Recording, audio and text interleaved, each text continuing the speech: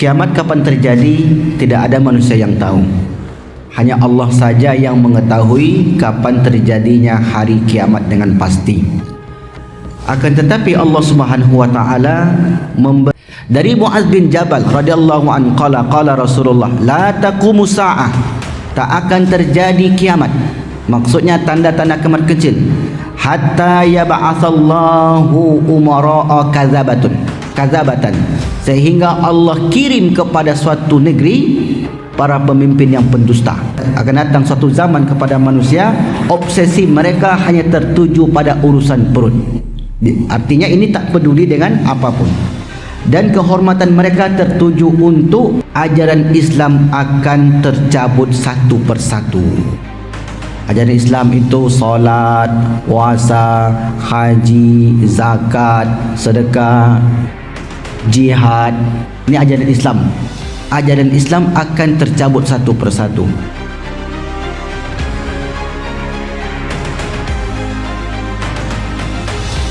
Kaum muslimin, Bapak Ibu hadirin hadirat yang dimuliakan Allah Subhanahu wa taala, di pagi yang penuh barakah ini insyaallah taala kita melanjutkan tema tentang tanda-tanda akhir zaman.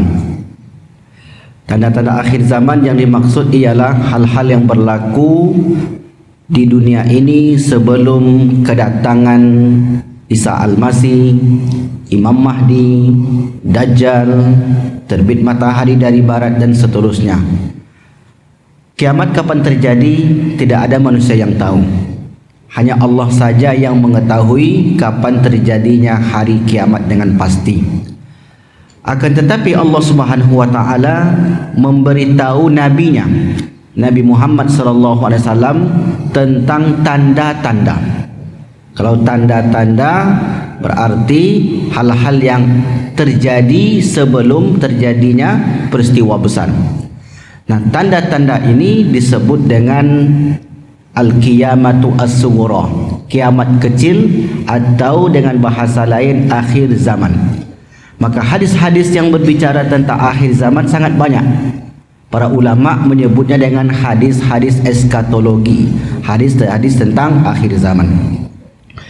Terakhir pembahasan kita yaitu tentang ketimpangan penegakan hukum.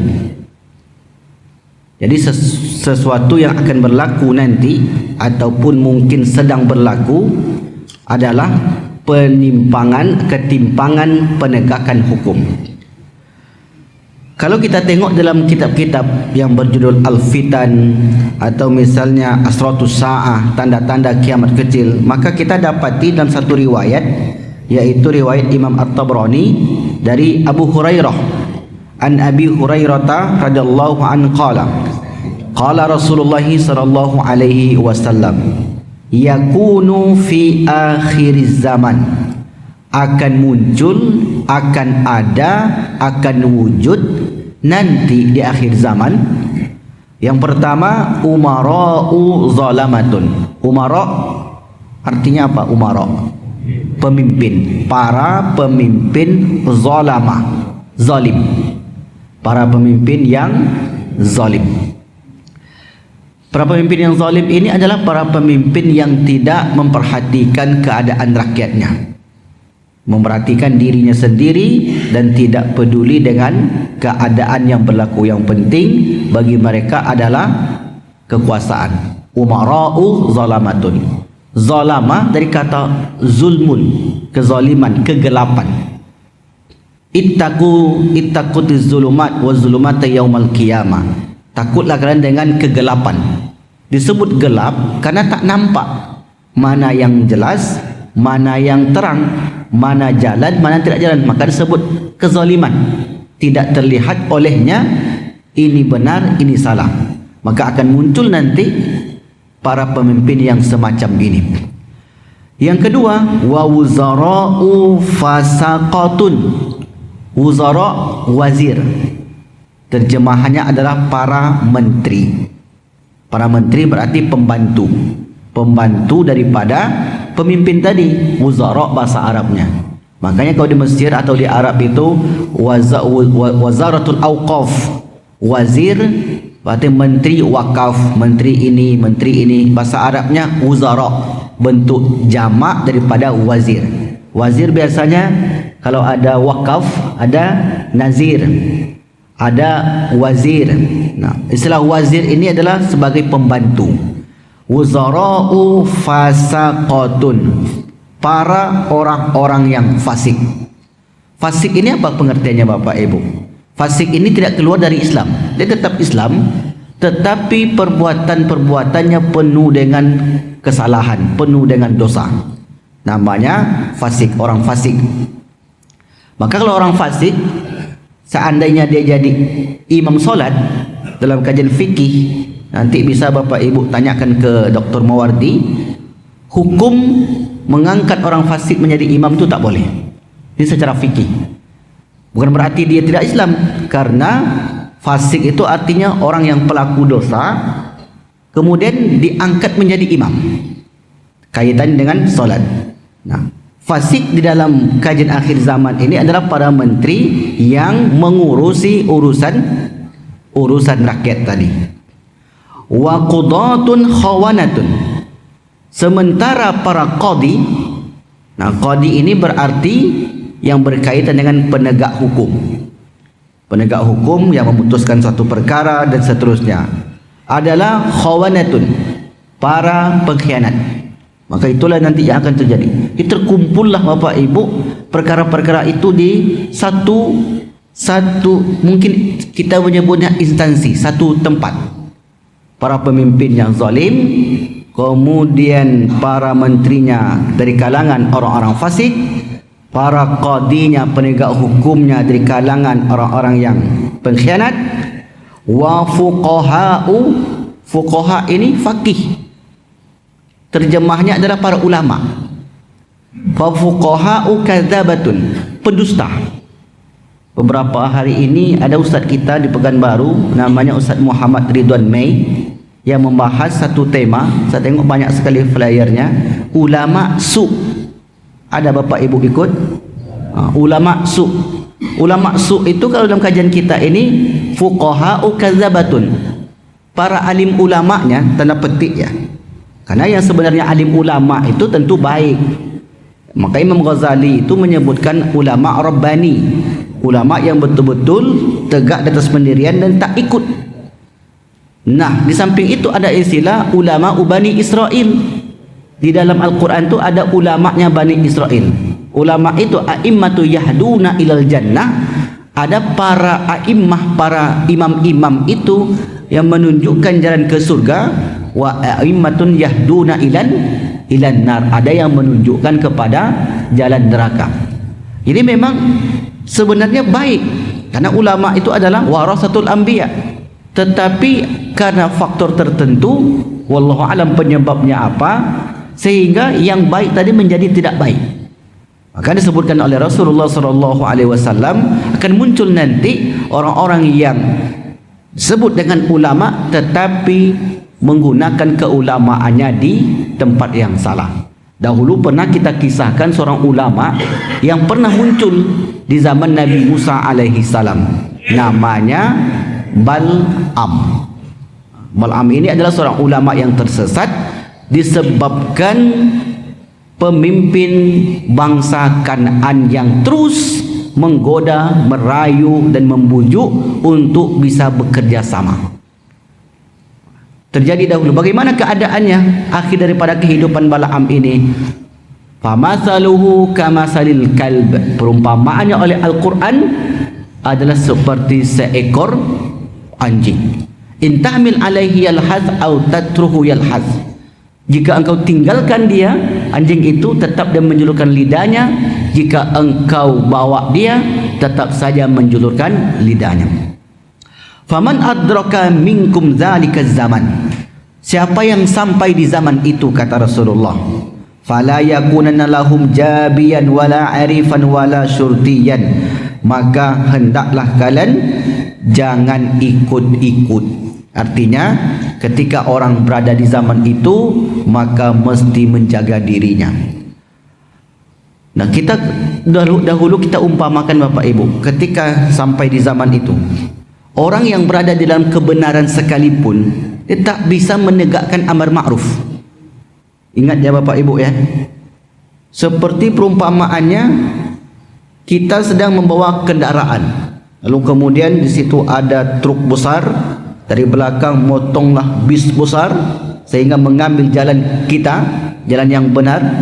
Mau tak mau, akhirnya kita yang berada di jalan yang benar itu harus menyingkir. Makanya satu ketika sahabat bertanya, ya Rasulullah, mata nada li'timar bil ma'ruf wa nahyi munkar. Kapan kita tinggalkan amar ma'ruf nahi munkar? Kapan kita tidak bisa melakukannya itu? Artinya kalau kita tidak melakukannya, kita tak berdosa. Kapan kita tinggalkan? Apabila muncul yang semacam tadi, para umaroknya, para qadinya, para hakimnya, mereka selalu bekerja sama sehingga berat bagi orang-orang yang memegang kebenaran ketika itu. Maka orang-orang yang memegang kebenaran diumpamakan oleh Rasulullah SAW seperti seseorang yang memegang bara api. Ya'ti 'alan nasi zaman, akan datang kepada manusia itu suatu masa, as-sabiru fihim ala dinihi, orang yang sabar, orang yang berpegang teguh dengan agamanya, kal qabidi alal jamri, seperti seseorang yang memegang bara api. Ini maknanya Bapak Ibu berat. Makanya kehidupan di akhir zaman itu berat, disebabkan fenomena ataupun keadaan-keadaan yang membuat keadaan berat seperti itu. Dalam riwayat yang lain, hadis dijelaskan dengan hadis dari Muaz bin Jabal radhiyallahu anhu, qala Rasulullah, la taqumu sa'ah, tak akan terjadi kiamat, maksudnya tanda-tanda kiamat kecil, hatta yab'atsallahu umara'a kadzabatan, sehingga Allah kirim kepada suatu negeri para pemimpin yang pendusta.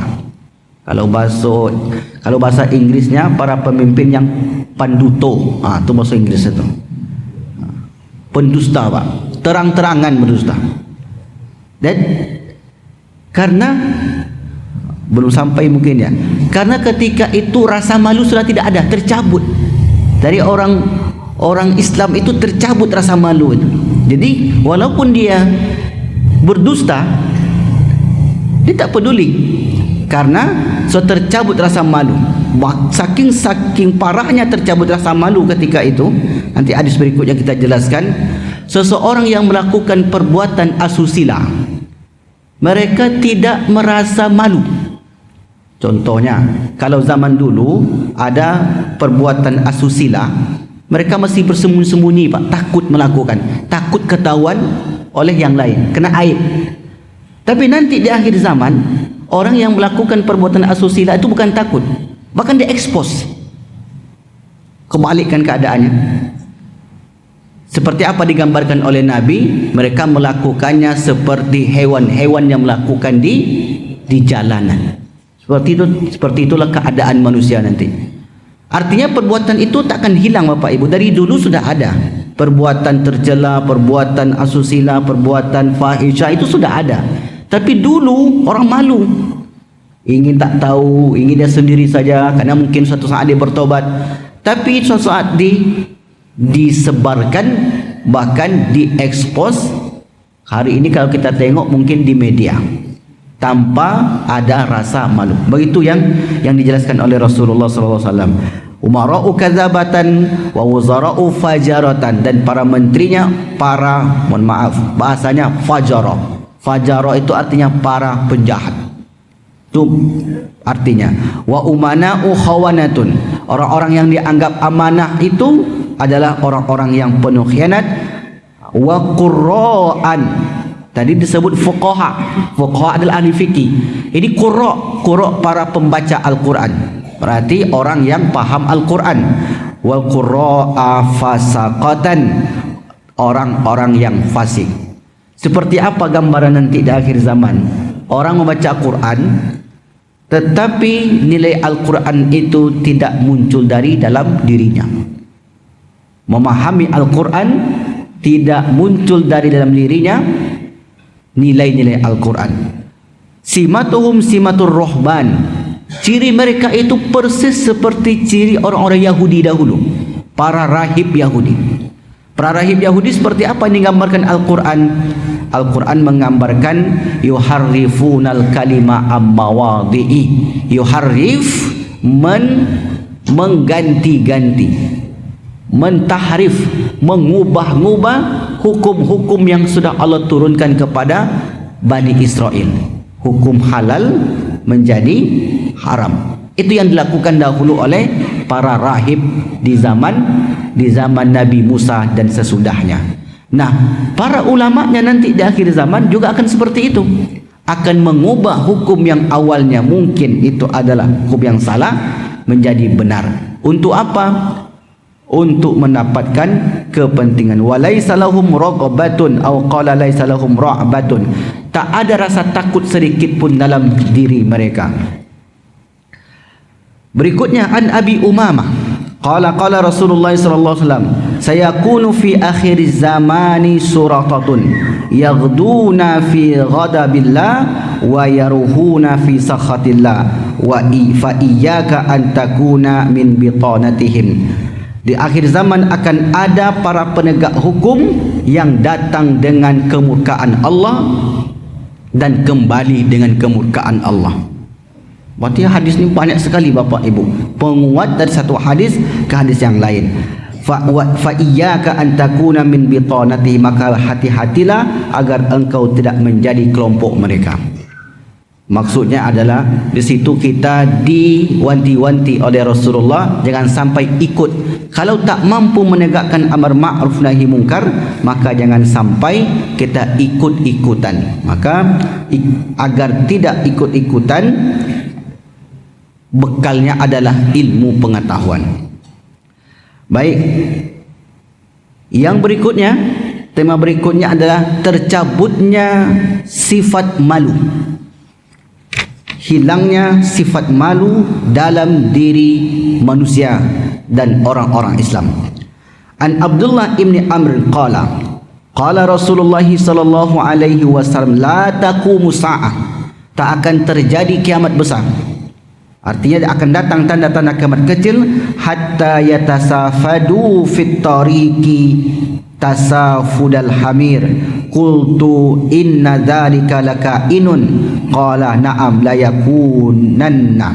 Dari Abdullah bin Amr berkata, Rasul bersabda, tidak akan terjadi kiamat sebelum orang-orang melakukan perbuatan asusila di jalanan.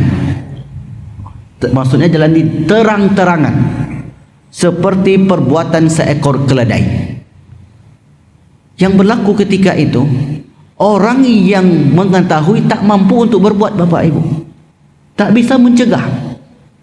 Dia hanya ketika itu, dia hanya mengatakan, mengapa dia tidak melakukannya di tempat yang tersembunyi saja. Itulah cuma yang bisa dilakukan oleh orang beriman.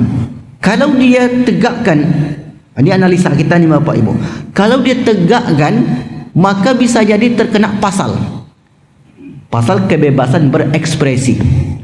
Hari ini kalau kita tengok Bapak Ibu, enggak boleh kita melarang orang yang melakukan perbuatan semacam itu. Kenapa? Karena itu kebebasan ekspresi. Bisa enggak dibuatkan undang-undang yang semacam itu? Atau sudah ada undang-undangnya? Sudah ada undang-undangnya. Maka betapa berharapnya kita kalau ada pemimpin-pemimpin yang paham dengan agama sehingga membuat undang-undang untuk mengcounter daripada undang-undang yang akan dibuat semacam ini ataupun yang sudah sebut macam ini. Saya terakhir Bapak Ibu, ataukah Bapak Ibu juga pernah dapat ya? Tapi ini kepastiannya tentu belum. Bahwasanya materi agama ini belum pasti, tapi saya sudah baca beritanya. Materi agama di dalam pendidikan kita sudah mulai betul atau tidak tuh Pak Ibu? Itu kan kita baru dengar beritanya, kita baca, aplikasinya kita belum tahu. Tapi itu sudah diwacanakan. Artinya apa yang berlaku hari ini, waktu itu saya ikut kajian Profesor Dr. Haji Hamid Fahmi Zarkashi, perang pemikiran terjadi hari ini. Misalnya perang pemikiran itu bahwasanya semua agama sama. Itu kan perang pemikiran. Tidak boleh mengatakan orang lain lebih beragama daripada kita. Semua sama-sama masuk surga. Sebenarnya Bapak Ibu, kata beliau, wacana ini atau pemikiran semacam ini sudah dimulai sejak tahun 70-an. Sudah dimulai dari dulu, Pak. Artinya air bah yang ada hari ini, kita akan menengoknya kerusakan moral hari ini, bukan bermakna hari ini baru mulai terjadi, tetapi sudah dimulai sejak 40-50 tahun yang lalu. Sekarang baru terasa. Ketika sekarang dibuat yang semacam itu, kita tak merasakan, tetapi yang akan merasakan adalah generasi kita 3-4 dekade yang akan datang. Begitulah cara kerja daripada orang-orang Yahudi. Makanya dalam buku yang pernah kita sampaikan, judulnya Sistem Dajjal, penulisnya Ahmad Thompson, terjemahnya ada Bapak Ibu, covernya kulitnya saya punya tu warna merah, Sistem Dajjal. Jadi akan dibuatkan sistemnya semacam itu, sehingga orang-orang yang akan hidup, akan menjalankan kebijakan kala itu sudah berada di atas sistem dan tidak bisa mengelak. Nah, rasa malu tercabutlah dari kaum muslimin, sehingga mereka melakukan perbuatan asusila, bukan lagi merasa malu, bahkan merasa bangga. Hari ini Bapak Ibu, kalau kita tengok di YouTube, orang tak malu menceritakan aib keluarganya, tak malu menceritakan macam-macam lah, Pak. Terpikir oleh kita, kok nggak takut mereka ya suatu saat nanti. Nah, ketika kita memahami fenomena itu, kita kaitkan dengan hadis-hadis yang disampaikan oleh Rasulullah 14 abad yang lalu tentang akhir zaman, berarti satu fase dari kehidupan manusia sudah berlaku, sudah tampak satu persatu. Sekali lagi kita katakan, mengkaji hadis akhir zaman bukan untuk membuat kita takut, bahkan membuat kita semakin beriman, semakin yakin dengan sabda baginda Rasulullah sallallahu alaihi wasallam. Baik, berikutnya krisis ulama. Ini ulama banyak, tapi yang betul-betul ulama, a'immatu yahduna il jannah, itu sedikit. An Abdullah ibn Amr qala Rasulullah sallallahu alaihi wasallam, la taqumus sa'atu, kiamat akan terjadi hatta ya'khudallahu syariqatahu min ahlil ardi fayabqa fiha ajaja, sehingga Allah ambil orang-orang baik, para alim ulama yang baik dari muka bumi, sehingga yang tersisa fayabqa fiha ajaja, yang tersisa adalah ampas-ampasnya saja. Hari ini Bapak Ibu, orang melabeli ulama itu sangat mudah sekali. Kalau dulu Pak, dilabeli syekh itu, dilabeli buya itu, oh itu berat syaratnya Pak. Kalau kini nampak dia pandai ceramah, masuk TV, kau lah ulama, kau lah buya, syekh. Maka kadang ketika orang panggil dia syekh, kata, jangan, itu berat Pak memikul gelar itu. Orang dulu sebut buya itu, maka hari ini sikit-sikit buya. Maka kata kawan saya, bukan buya itu, kata dia, guya. Karena sikit aja goyah dia, makanya guyah. Nah, buya dulu itu macam mana? Kuat Pak. Kasih ini ditolaknya, beri ini ditolaknya. Bapak Ibu pasti lebih pahamlah daripada saya. Tahun 97 ke bawah itu bagaimanalah keadaan Indonesia ini, berat sekali. Tapi para kiai, para buya yang teguh pada pendirian, mereka luar biasa sekali. Itulah. Tapi kemudian orang-orang semacam ini pun diambil oleh Allah. Fayabqa fiha ajaja la ya'rifuna ma'rufan wa la yunkiruna munkaran. Orang tersebut, kata Rasulullah, orang tersisa orang-orang yang hina, yang sama sekali tidak mengenal kebaikan dan tidak mengingkari kemungkaran.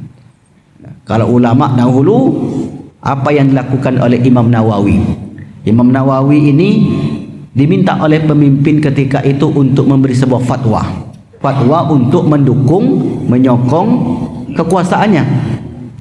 Lalu kemudian perintahkanlah orang-orang terdekatnya, panggil Nawawi, bawa ke sini untuk mengikuti apa yang kita inginkan. Lalu kemudian enggak datang Imam Nawawi, Bapak Ibu. Kata raja ini, potong gajinya. Kata orang kanan, orang kepercayaannya, enggak punya gaji dia bayar raja. Copot jabatannya. Enggak punya jabatan dia, pun copot tadi. Pokoknya apapun yang berkaitan dengan dia, lepaskan, kata raja ini. Kata para menterinya itu, dia enggak punya apa-apa, wahai raja, dia punya kekuatan umat. Umat itulah yang dia punya ketika itu. Sehingga enggak takut dengan apa yang diwanti-wanti oleh pemimpinnya ketika itu. Itu ulamanya, Bapak Ibu, dicabut orang-orang semacam itu. Sehingga nanti yang muncul di akhir zaman, Ajajah itu bahasa kasarnya seperti tahu. Nah, sisa tahu itu apa namanya yang jadikan ampas itu? Kacang keledai, kacang kedelai pula ya. Nah, itu kan ampas dari ampas tahu ya, Pak ya? Atau terbalik? Ya, jadi ampasnya itulah sisanya. La ya'rifuna ma'rufan wa la yunkiruna munkaran. Tak bisa menegakkan yang benar dan tak bisa mencegah yang mungkar. Maka harapan umat ketika itu, di sinilah seharusnya kita bisa berpegang. Rupanya tak mampu pula orang yang diharapkan itu untuk menyampaikan aspirasinya. Tentu bingung, yang di atas sudah bingung, tentu yang di bawah semakin bingung lagi. Tapi insya Allah saya tengok Bapak Ibu enggak bingung, insya Allah.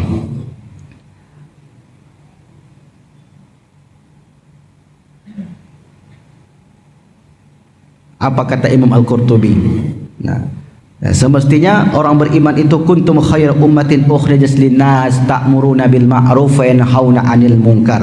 Kalian ada sebaik-baik umat yang mencegah daripada, yang mengajak kepada yang ma'ruf dan mencegah yang mungkar, wa tu'minuna billahi wa tu'minuna billah, dan beriman kepada Allah. Itu sifat yang melekat pada orang-orang beriman. Baik, berikutnya Bapak Ibu yang dimuliakan Allah Subhanahu wa taala. Dari Mirdas Al-Aslami qala Nabi sallallahu alaihi wasallam, yadhhabu as-salihun al-awwalu fal-awwalu.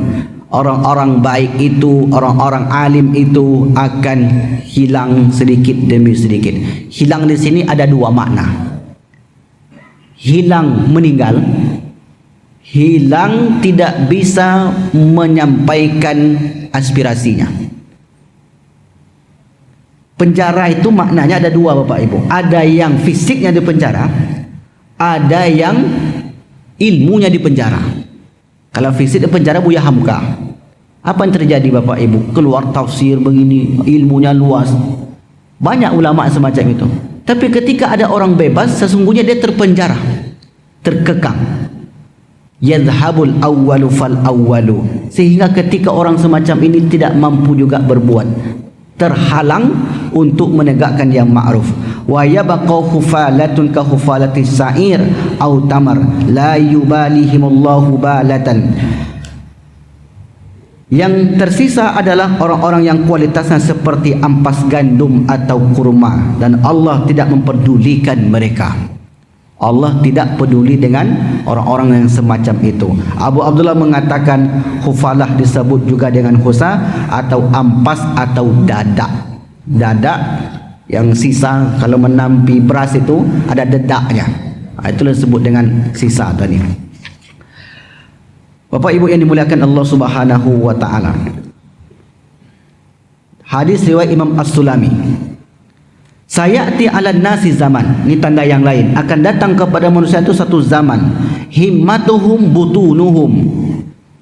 Himmah itu yang dicari. Target hidupnya butunuhum, hanya untuk sekedar perut. Wa syarafuhum mata'uhum, kemuliaan yang dia dapatkan itu hanya sebatas harta benda. Wa qiblatuhum nisa'uhum, dan tujuan hidupnya hanya untuk mencari perempuan. Wa dinuhum darahimuhum, agama mereka adalah dinar, uang. Ada 4 tanda ni bang. Akan datang kepada manusia, akan datang suatu zaman kepada manusia, obsesi mereka hanya tertuju pada urusan perut. Artinya ini tak peduli dengan apapun. Dan kehormatan mereka tertuju untuk kekayaan semata. Kiblat mereka hanya urusan wanita, dan agama mereka ketika itu adalah harta, emas dan perak, yang berlaku nanti di akhir zaman. Maka Rasul dalam hadis Muslim itu mencelah orang semacam ini. Ta'isa abadud dinar wa dirham wal qatifa wal hamisa in u'tiya radiya wa in lam yu'ta lam yarda. Dari Abu Hurairah berkata, Rasul bersabda, celakalah budak dinar yang obsesi hidupnya tadi hanya untuk mencari harta benda, budak dirham dan budak khamisah, campuran-campuran daripada pakaian yang indah. Jika diberi ia akan ridha, jika tidak diberi maka tidak akan ridha. Artinya kalau dia mendapatkan apa yang diinginkan dari 4 perkara tadi, maka dia baru redha dengan ketetapan Allah. Kalau Allah tidak berikan, maka dia murka dengan keputusan Allah Subhanahu wa taala. Berikutnya, ajaran Islam akan tercabut satu persatu. Ajaran Islam itu solat, puasa, haji, zakat, sedekah, jihad. Ini ajaran Islam. Ajaran Islam akan tercabut satu persatu. Amanah, keadilan. Yang pertama sekali kata Rasulullah, yang tercabut dari kehidupan orang Islam adalah keadilan. Itu yang pertama kali terangkat. Seperti apa tercabutnya ajaran Islam itu? Dari Ibnu Fairuz Aidallami an abihi qala Rasulullah sallallahu alaihi wasallam, la yunqadanna al-islamu urwatan kama yunqadul hablu quwwatan. Akan tercabut ajaran Islam itu satu persatu dari kehidupan orang beriman, seperti terurainya tali yang kusut. Tali yang kusut terurai satu persatu, diambil satu persatu, diambil satu persatu. Nah, yang pertama kali, kullama inqadat urwatun, ketika satu ajaran ini tercabut, maka umat Islam akan berpegang ke ajaran yang lain. Ketika satu ajaran tercabut, maka dia akan berpegang dengan ajaran lain. Yang wa awwaluha naqadan, yang pertama sekali hilang ajaran Islam dari kehidupan orang beriman, orang Islam itu sendiri adalah al-hukmu. Al-hukmu apa artinya? Hukum. Hukum inilah yang tidak akan didapatkan yang pertama-tama. Hukum berkaitan dengan keadilan dalam segala hal. Itulah yang akan lenyap pertama kali, Bapak Ibu. Maka para ulama menjelaskan tentang ini, umat Islam dimanapun berada akan sulit mendapatkan keadilan, meskipun apa istilah itu, syiar keadilan mesti ditegakkan. Hari ini di SD masih dibacakan, Bapak Ibu. Kebetulan rumah saya itu samping SD, setiap Senin itu apel tu. Keadilan, mari kita menegakkan keadilan. Memang dibacakan, disampaikan, tetapi dalam fakta, dalam keadaan realita, keadilan itulah yang pertama sekali tercabut. Setelah itu akan tercabut yang lain. Wa akhiruhunna as-salah, dan yang terakhir adalah solat. Apa maknanya? Silakan melakukan apa? Solat. Silakan Bapak Ibu zikir lama-lama, silakan membangun masjid, silakan solat, silakan ini. Tapi bagian ini kami yang pegang. Dicabut satu persatu. Kalaulah solat ini sudah tak boleh lagi, maka disitulah mulainya diutus Imam Mahdi. Akan habis satu persatu nih Bapak Ibu ajaran-ajaran Islam ini. Tapi kapan ini terjadi? Wallahu alam. Bisa jadi itu sedang berlangsung. Karena kata para ulama, tanda-tanda kiamat kecil itu ada 3. Ada yang sudah berlalu seperti diutusnya Nabi Muhammad, itu tanda kiamat kecil. Ada yang sedang berlangsung, yaitu sedang terjadi. dan ada yang akan terjadi. Ini tiga keadaan ini yang sudah, seperti dalam satu riwayat, ketika bulan terbelah dan Nabi Muhammad diutus, itu sudah masuk tanda akhir zaman. Karena Nabi Muhammad kita itu Nabi akhir zaman. Sudah terjadi. Yang sedang berlangsung, yang kita bacakan tadi, atau yang sebelum ini sudah kita jelaskan. Dan yang akan terjadi, perkara-perkara lain yang berkaitan dengan agama. Silakan solat, silakan ini. Tapi kalau pendidikan agama, jangan. Silakan anda berpolitik, tapi dalam Islam tak boleh berpolitik. Jangan bawa politik ke masjid. Payah akhirnya orang kita, bapak ibu. Tak mungkin pula dia di perjalanan tu berpolitik dia. Karena umat itu di situ berkumpulnya. Jangan bawa politik, jangan bawa agama ke kantor. Kantor urusan dunia, agama urusan masjid. Urusan agama itu ketika lahir urusan agama, ketika menikah urusan agama, ketika meninggal urusan agama. Selain itu tak boleh urusan agama. Padahal Islam itu mengcover mulai orang itu bangun tidur sampai tidur kembali, di cover oleh Islam. Mulai dia dalam kandungan umur 120 hari sudah di cover oleh Islam sampai dalam kehidupan meninggalkan dunia ini. Lalu kemudian ada orang mengatakan jangan bawa ajaran-ajaran Islam ke dalam kehidupan sosial. Ini yang disebut dengan perang pemikiran, ajaran atau sekularisme, pluralisme dan liberalisme. Dari Umar bin Khattab radhiyallahu anhu qala Rasulullah sallallahu alaihi wasallam, inna awwala ma yarfa'u minan nasi al-amanah. Yang pertama sekali tercabut dari kehidupan orang beriman itu amanah. Wa akhiru ma yabqa as-salah, dan yang terakhir tercabut adalah salat. Artinya salat itu akan tetap kita lakukan, Pak. Insyaallah akan terus bisa kita lakukan salat ini. Tapi yang lain sudah mulai berkurang. Wa rubba musallin la khaira fihi. Betapa banyak orang yang salat tetapi sedikit sekali kebaikan yang dia dapatkan. Hanya pahala saja yang dia dapatkan salatnya. Tidak bisa mencegah amar ma'ruf dan nahi munkar dan seterusnya. Baik, sebelum kita lanjutkan, ada yang bertanya?